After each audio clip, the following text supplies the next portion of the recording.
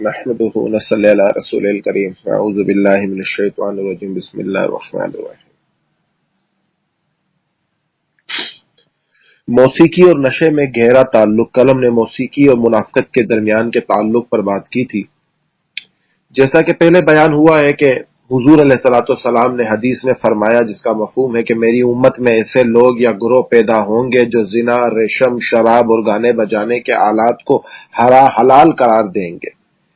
اور آج ہم دیکھ لیں، کچھ لوگ گانا تو گا ہی رہے مگر گانے کے ساتھ ساتھ وہ قرآن کی کچھ آیتوں کو بھی بیچ میں لے آئے، کن یا فکن کی آیتوں کو لے آئے اور گانوں کا ٹائٹل سانگ بنا کر ڈراموں کا دکھایا جا رہا ہے، اور ان کو غلط کہو تو کہتے ہیں اوہ تو قرآن کی آیت ہے۔ جی قرآن کی آیت گانے کے لیے تھوڑی ہے، قرآن کی آیت تو قرآن پڑھنے کے لیے، روحانیت حاصل کرنے کے لیے، گانوں کے لحاظ سے تھوڑی ہے۔ تو اسی وجہ سے کہ بہت سارے لوگ اس دور میں، جو حدیث میں بیان ہوا ہے کہ زنا، ریشم، شراب اور گانے بجانے کے آلات کو حلال قرار دیں گے۔ آج بھی بہت سارے لوگ ہیں جو کہتے ہیں جی موسیقی تو حلال تھی، موسیقی تو حلال تھی، داؤد کو بھی تو موسیقی ملی تھی کہ وہ گاتے تھے تو پہاڑ اور پرندے جھومتے تھے۔ ان کے زبور پڑھنے کو موسیقی قرار دے دیا کچھ لوگوں نے اپنی ناجائز خواہشات کی وجہ سے۔ اسی حدیث مبارکہ میں موسیقی کو شراب کے ساتھ بیان کیا گیا ہے۔ قیاس سے اس کا انطباق اور منشیات اور ہر نشہ کرنے والی چیز پر ہوتا ہے، کیونکہ اسلامی تعلیمات میں ہر نشہ آور چیز خمر شراب کہلاتی ہے۔ ابن عمر رضی اللہ تعالیٰ عنہ سے روایت کردہ ہے کہ ایک حدیث میں حضور علیہ الصلوۃ والسلام نے فرمایا، جس کا مفہوم ہے ہر نشہ آور چیز شراب ہے اور ہر شراب حرام ہے۔ ہر شراب حرام ہے، ہر نشہ آور چیز شراب ہے اور ہر شراب حرام ہے۔ بے شک موسیقی اور منشیات میں گہرا تعلق پایا جاتا ہے، اور موسیقی بھی اس طرح دماغ کو عارضی طور پر مفلوج اور ہپنوٹائز کر دیتی ہے، یعنی کہ کچھ دیر کے لیے معاف کر دیتی ہے، کچھ سوچ نہیں پاتا ہے دماغ۔ جس طرح شراب، حفیم، ہیروئن، کوکینگ وغیرہ اور کسی حد تک تمباکو نوشی بھی، جیسا کہ ہم سنتے ہیں کہ جس سگریٹ پینے سے سر کا درد صحیح ہو رہا ہے، کسی کو عادت لگ چکی ہے تو وہ کہتا ہے جی سگریٹ سے صحیح ہو رہا ہے، جی گٹکے کھانے سے صحیح ہو رہا ہے، شراب پینے سے صحیح ہو رہا ہے۔ یہ سب چیزیں موسیقی کی طرح دماغ کے ایک ہی حصے کو معطر کرتی ہے۔ راک میوزک، یعنی کہ عالمی اپنا جینٹس امریکی گلوکار جمی ہیڈرک نے امریکہ کی لائف میگزین کے اندر 1970 کے انٹرویو میں کہا تھا، تم میوزک سے لوگوں کو ہپنوٹائز کر سکتے ہو جب تم انہیں ذہنی لحاظ سے کمزور ترین مقام پر پہنچا دو تو تم ان کے لاشعوری میں دو باتیں پہنچا سکتے ہو، جو تم چاہتے ہو وہ باتیں پہنچا سکتے ہو۔ اس نے کب کہا ہے؟ 3 اکتوبر 1969 دی لائف میگزین پیج 4 پر کہا تھا کہ آپ انسان کو موسیقی سنا کے اس کے دماغ کو ہپنوٹائز کر کے اس کے دماغ میں وہ باتیں پہنچا سکتے ہو جو تم چاہو، اور یہ اس نے اس وقت ڈسکس کیا تھا، اس وقت کہا تھا۔ بلا شبہ موسیقی اور منشیات کا گہرا تعلق ہے۔ 1986 میں عمرانی علم نفسیات کے میدان میں ایک رسالہ جورنل آف کنزیومر آف ریسرچ میں ایک تحقیق چھپی ہے، جس میں سائنسدان جو ہے جس کا نام R.E. ملمین نے یہ ثابت کیا ہے کہ ریکویسٹ بیک گراؤنڈ میوزک کے اثرات گاہوں کے کھانے کے دوران نئے اور بل کی رقم پر مرتب ہوتے ہیں۔ یعنی کہ مثال کے طور پر بہت ساری جگہوں پر میوزک کا ایک ایکسپیریمنٹ کیے گئے، جس میں یہ دکھایا گیا کہ ایک میوزک چل رہا ہے اور وہ کھانا کھا رہے ہیں، تو وہ عام لوگوں سے زیادہ کھانا کھا رہے ہیں، ٹی وی دیکھتے ہوئے، میوزک سنتے ہوئے، گانے سنتے ہوئے۔ تو اس سے یہ ثابت ہوا کہ میوزک انسان کی دماغی صلاحیت کو مفلوج کرتا ہے، اور اس سے پھر وہ انسان زیادہ کھاتا پیتا ہے، کھانے پینے سے زیادہ۔ اور اسی طرح سے پاکستان میں بھی کچھ ایسی ہوٹلز ہیں جہاں کیا نام ہے، آپ چلے جاؤ تو پہلے وہ سگریٹ سامنے رکھ دیتے ہیں، وہ افیم چرس کی سگریٹ، اس کے بعد پھر کڑائی کا لوگ آرڈر دیتے ہیں، 2-3 کلو کڑائیاں کھا جاتے ہیں، اور نشے کے بعد اکثر لوگ زیادہ کھاتے ہیں۔ تو اسی طرح سے ایکسپیریمنٹ کیے گئے اور ان کے بل کی رقم پر مرتب ہوتے ہیں۔ علاوہ از یہ بھی دیکھا گیا کہ موسیقی کے اثرات سے گاہک کھانے کے دوران زیادہ شراب استعمال کرتے ہیں۔ جب زیادہ شراب استعمال ہوتی ہے تو بل زیادہ بنتا ہے ہوٹلوں کا، سب سے اہم بات اس تحقیق میں یہ دیکھی گئی کہ رات کا کھانا کھانے والے گاہک ریسٹورنٹ میں اس وقت تک زیادہ دیر تک ٹھہرتے ہیں، زیادہ مقدار میں شراب استعمال کرتے ہیں جب ہلکی رفتار کی موسیقی مثلا اپنا کلاسیکل موسیقی بیک گراؤنڈ میں چلی جاتی ہے۔ یعنی یہ نسبت تیز رفتار پاپ میوزک کے ماہر علم موسیقی جو ہے ڈاکٹر ایڈم انہوں نے موسیقی کے انسانوں پہ اثرات کا مطالعہ کرتے ہوئے ایک مرتبہ کہا تھا کہ یعنی کہ موسیقی بہت طاقتور نشہ آور چیز ہے، موسیقی تمہارے اندر زہر گھول سکتی ہے، تمہارے جذبوں کو بلند کر سکتی ہے، یا تمہیں بغیر کسی وجہ کے بیمار کر سکتی ہے۔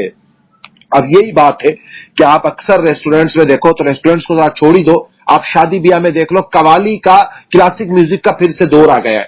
ہر پڑھا لکھا بندہ قوالی کے پروگرام رکھوا رہا ہے، اور بڑا ہو بوڑھا ہو چھوٹا ہو وہ جھوم رہا ہے، اس کے ساتھ وہ نوٹ لٹا رہا ہے۔ کیوں؟ کیونکہ کہیں یہ اثر کرتی ہیں۔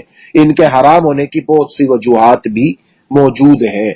ماہرین نے موسیقی کو ایسا ذریعہ بتایا ہے جس سے نوجوان نسل شراب، سگریٹ، منشیات سے روشناس ہوتی ہے۔ امریکہ کے پاپ میوزک میں شراب کو ہمیشہ مرکزی مقام حاصل رہا ہے، اور مسلمان ممالک بشمول پاکستان میں پاپ میوزک امریکہ ہی سے درآمد کیا جاتا ہے۔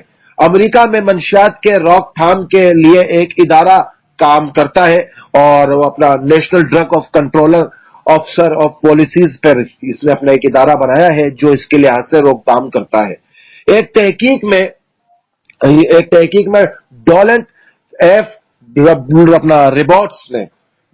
روبوٹس نے معاون سائنسدان نے 1996 سے 1997 کے دوران پیش کیے جانے والے 1000 مشہور ترین گانوں کا تجزیہ کیا، جنہیں ریڈ میگزین کے اندر، ریکارڈ میگزین کے اندر بھی شائع کیا گیا۔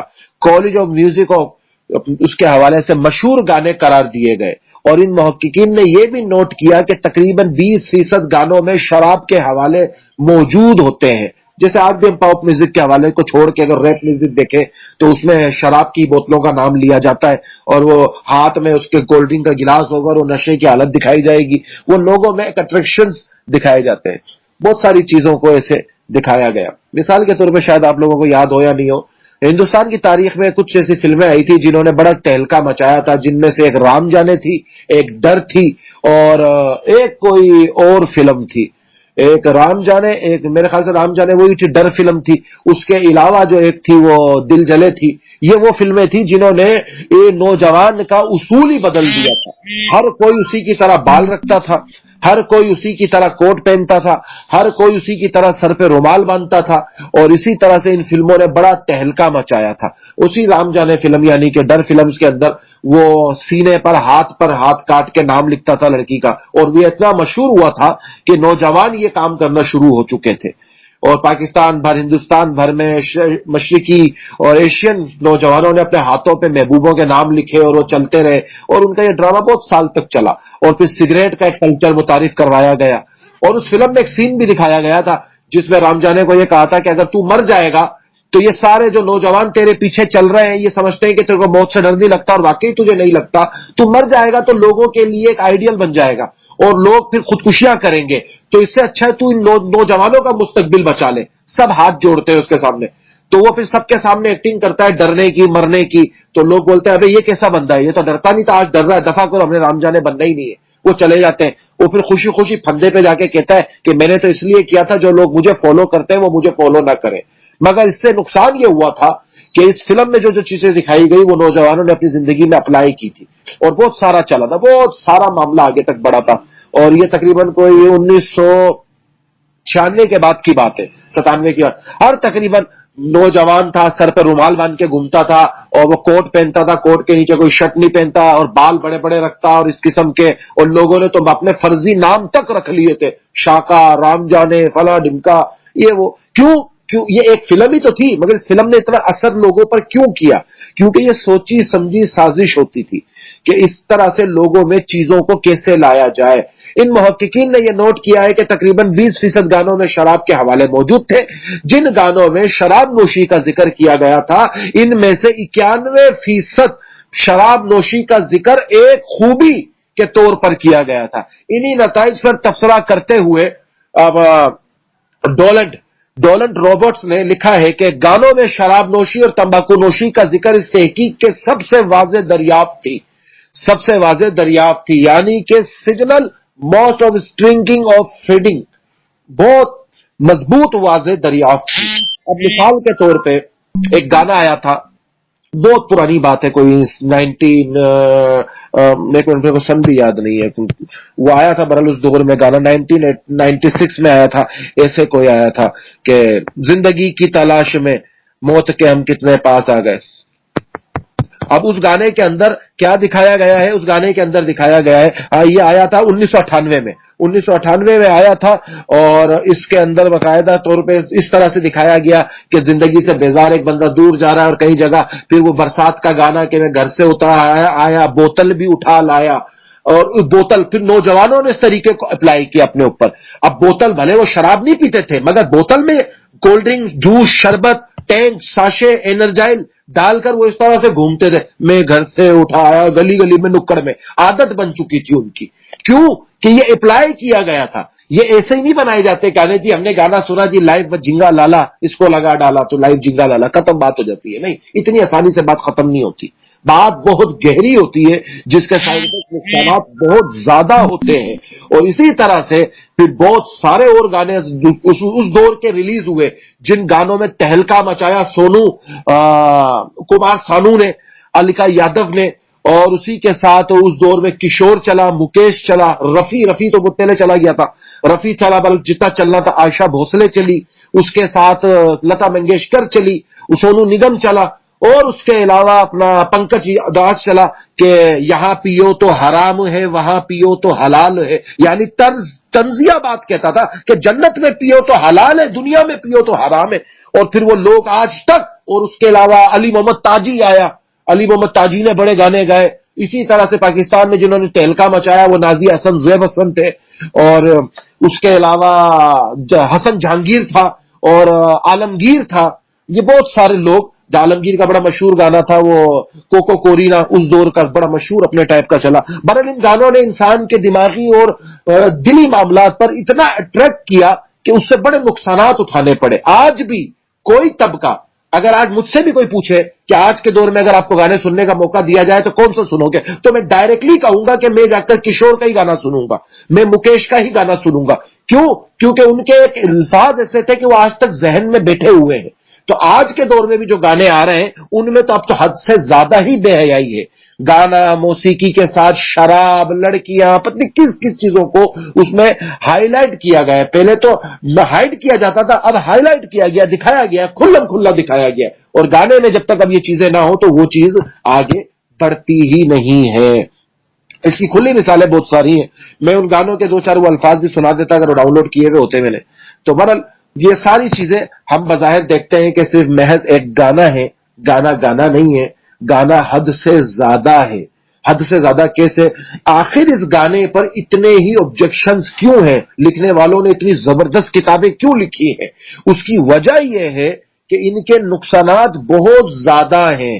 واشنگٹن ڈی سی کے اندر اپنا subscribers use in the popular movies and music and Washington D C office of national drug of controller Roberts D F نے 1999 میں اس پر مقالہ شائع کیا تھا، اور اس وقت، آج تو 25 سال ہو چکے ہیں اس بات کو، اس نے 25 سال پہلے یہ بتایا تھا کہ اس کے نقصانات کیا ہوں گے۔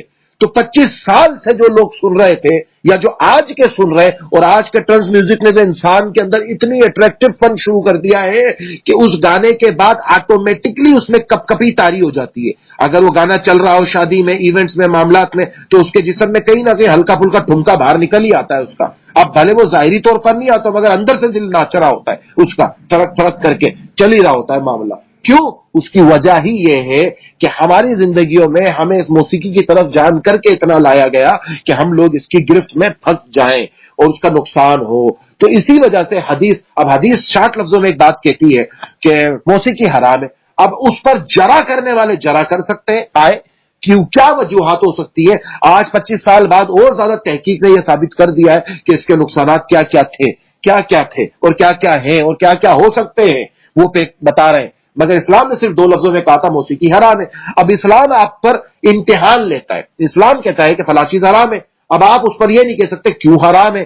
اے موسیٰ اپنی قوم سے کہو کہ گائے کی قربانی دے، اے موسیٰ ہم تو قربانی دے دیں گے، ان سے اللہ سے پوچھو گائے کیسی ہو، نیلی ہو، ہری ہو، پیلی ہو، بال کتنے ہو، چھوٹی ہو، بڑی ہو، عمر کتنی ہو، دانت کیسے ہو، کس قبیلے کی گاؤں ہو، کون سے ملک کی ہو۔ بولا یہ اتنی لانگ ٹاچ کیا کر رہے ہیں، ان کو تو سیدھا سیدھا کہا ہے قربانی دینے کا تو دے دے، ختم بات۔ جو بھی گائے کا واقعہ ہوتا ہے سیدھی سیدھی سی بات وہ کر دے۔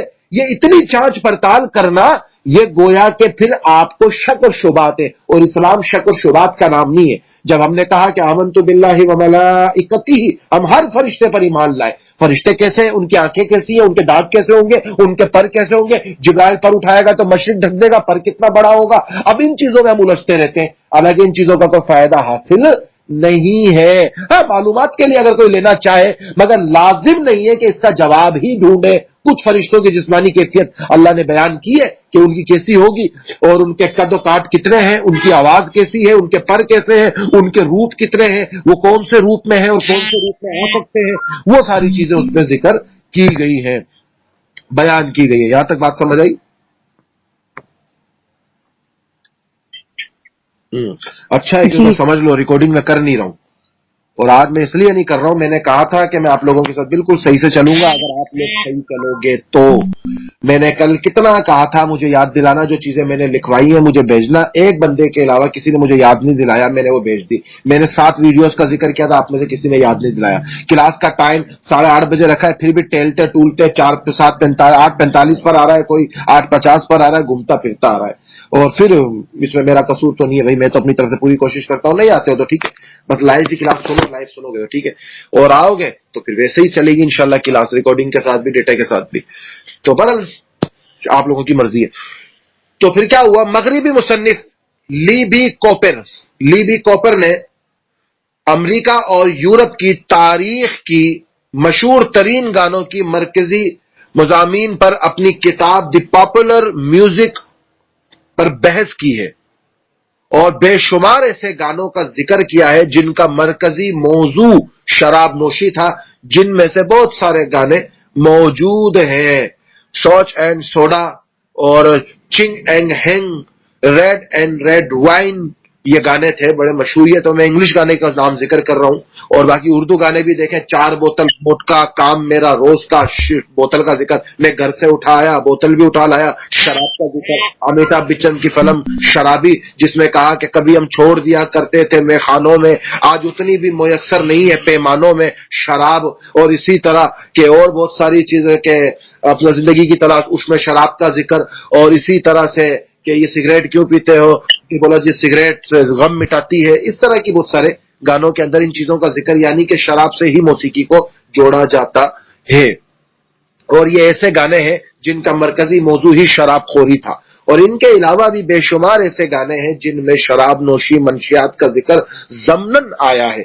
مثلا میوزیکل گروپ اپنا یہ مارکس نے اپنے 1997 کے مشہور ترین گانے میں بے وفا محبت کا ذکر کرتے ہوئے آشعار پڑھے تھے، I can't sleep a wink any more. اور دلچسپ بات تو یہ تھی کہ یہ رجحان انڈین اور پاکستانی گانوں میں بھی پایا جاتا تھا۔ مثلا ایک مشہور انڈین گانے کے بول تھے، مجھے پیسے کا شوق اور مجھے پینے کا شوق نہیں، پیتا ہوں محض غم بلانے کے لیے، تیری یاد بھلانے کے لیے، یہ گانے کے الفاظ تھے، مجھے پینے کا شوق نہیں، میں پیتا ہوں غم بھلانے کے لیے۔ تو اس طرح کے گانوں کو لایا گیا، I can't sleep a wine any more, اور every sign in you walked out and the door, اور اس طرح کے گانوں میں سے گانا۔ اسی طرح ایک پاکستانی گانے کے بول بھی ہیں، ہنگامہ ہے کیوں برپا، تھوڑی سی جو پیلی ہے، ڈاکہ تو نہیں ڈالا ہے، چوری تو نہیں کی ہے۔ یہ پاکستانی گانے، یہ سنے ہوں گے یقیناً آپ لوگوں نے اپنے دور کے اندر، آپ لوگوں نے بہت بچپن کے گانے، پرانے گانے ہیں کہ ہنگامہ ہے کیوں برپا، تھوڑی سی جو پی لی ہے، ڈاکہ تو نہیں ڈالا ہے، چوری تو نہیں کی ہے، یعنی تھوڑی سی تو پی ہے۔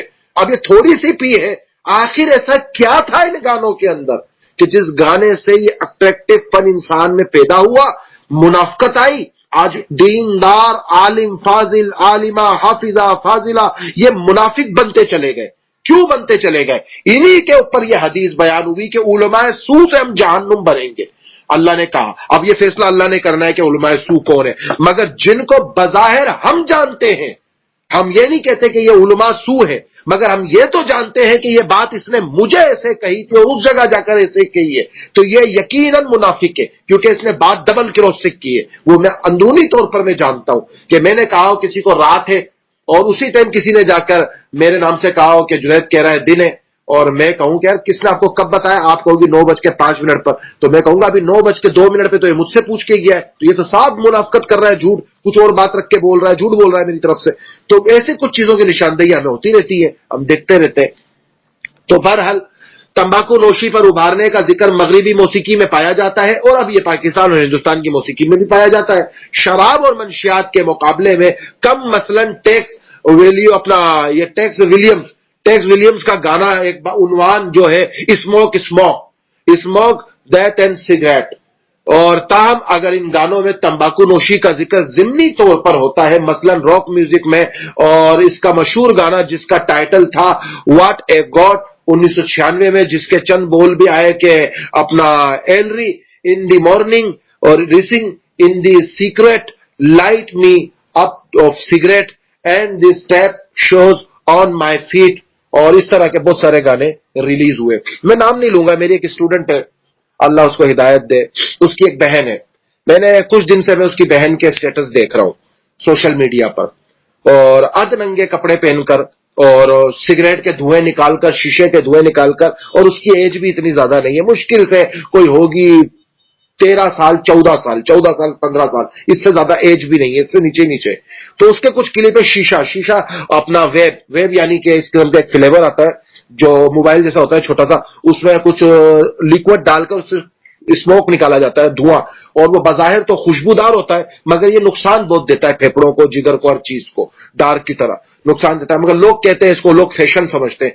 پڑھی لکھی لڑکیاں پاکستان میں بھی، اور ایک یوٹیوب پر جا کر لکھیں گے پاشا PASHA پاشا بار کا بلال سعید کا ایک گانا تھا، اس گانے کے اندر یہ سچویشن دکھائی گئی ہے کہ اس بار میں بہت سارے لڑکے اور لڑکیاں ہیں اور سارے شیشے پی رہے ہیں، حکے کے حکا نما ہوتا تھا یہ، اور یہ وہ پرانا حکا تھا، آج کے دور کا شیشہ ہے، تو وہ شیشہ سارے پی رہے ہیں اور وہ گانا چل رہا ہے اور وہ سارے لڑکیاں لڑکے دھوئیں نکال رہے ہیں اور مست اور مگن ہو کے ناچتے پھر رہے ہیں. اسلام آباد میں بھی ایک دفعہ جب چھاپا لگا ڈرگ مافیا پر، نارکوٹکس نے چھاپا مارا، FIA نے چھاپا مارا، تو بنگلے پہ خفیہ طور پر ایک ڈانسنگ پارٹی ہو رہی تھی جس میں سب نے ڈرگس لیا ہوا تھا، لڑکیوں اور لڑکوں نے. ان میں سے کچھ تو ایسے تھے جو ادھ ننگے تھے اور روڈ پہ ہی ناچ رہے تھے گاڑیوں کے ہارن کے سامنے اور دھوئیں نکال رہے تھے، اور انہوں نے ڈرگس لیا ہوا تھا، ان کو خبر ہی نہیں تھی کیا ہو رہا ہے، بس ان کو میوزک چاہیے، گھر میں کوئی تالی بجاتا رہے وہ ناچتے رہیں گے 8 گھنٹے تک. اس ڈرگس کا اثر یہ تھا.